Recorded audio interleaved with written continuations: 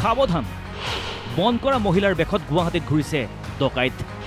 বনকৰ মহিলাৰ জালত ভৰি থলে আপুনি হ'ব পাৰে সৰ্বস্বান্ত। আপোনাৰ ঘৰত দৈনন্দিন কাম কাজৰ বাবে প্ৰয়োজন নেকি বন কৰা লোক? যদি প্ৰয়োজন তেনেহ'লে বন কৰা লোক নিয়োগ কৰাত এতিয়াৰ পৰা সতৰ্ক হওক আপুনি। কাৰণ আপোনাৰ অসাৱধানতাৰ বাবে নিমিষতে হ'ব পাৰে সৰ্বস্বান্ত। গুৱাহাটীৰ অলিয়ে গলিয়ে ঘূৰিছে বন কৰা মহিলাৰ বেশত ডকাইত।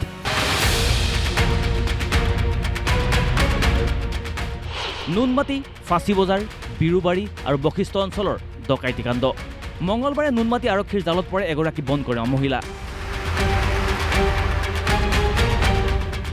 এটা বেচৰকাৰী প্ৰতিষ্ঠানে যোগান ধৰা বন কৰা এই মহিলাগৰাকীয়ে গৃহস্থৰ পৰা লুটি নিছিল সোণৰ অলংকাৰ।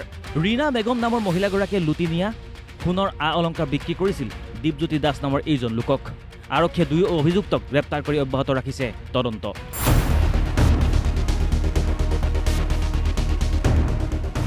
অনুৰূপ ঘটনা সংঘটিত হৈছে ফাঁচী বজাৰতো। পতি পত্নীয়ে মিলি লুটি নিয়ে এটা পৰিয়ালৰ সোণৰূপৰ অলংকাৰ। ঘৰৰ আলমিৰা ভাঙি লুটি নিয়ে কেইবা লক্ষাধিক সোণৰ অলংকাৰকে ধৰি বহু মূল্যৱান সামগ্ৰী।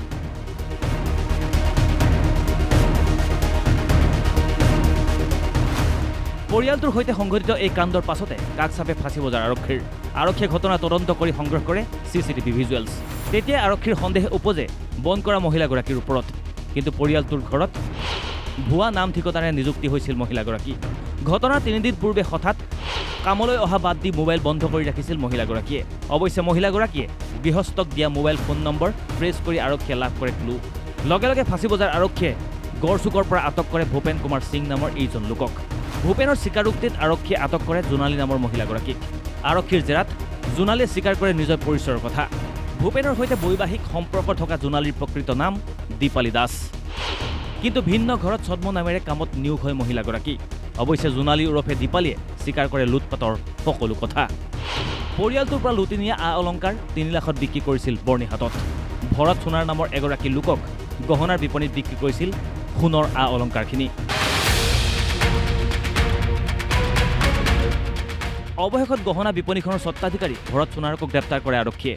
সম্প্ৰতি 3 অভিযুক্তক গ্ৰেপ্তাৰ কৰি আৰক্ষীয়ে উদ্ধাৰ কৰে সোণৰ অলংকাৰকে ধৰি নগদ ধন। ইফালে এই দম্পতীয়ে কিছুদিন পূৰ্বে একে কায়দাৰে বিৰুবাৰী এটা পৰিয়ালতো সংঘটিত কৰিছিল ডকাইতি কাণ্ড। আনহাতে 3 মাহ পূৰ্বে বশিষ্ঠৰ আন এখন ঘৰত লুটপাট চলোৱা কাৰ্যতো জড়িত আছিল। মুঠতে সাৱধান হওক আপুনি। বন কৰা লোক নিয়োগ কৰাত গ্ৰহণ কৰক সাৱধানতা, অন্যথা আপুনি হ'ব পাৰে সৰ্বস্বান্ত। ভিডিঅ' জাৰ্নেলিষ্ট নিতুল বৰ্মনৰ সহযোগত হাফিজুৰ ৰহমান আৰু জিতুমণি ডেকাৰ ৰিপৰ্ট অসম লাইভ 24।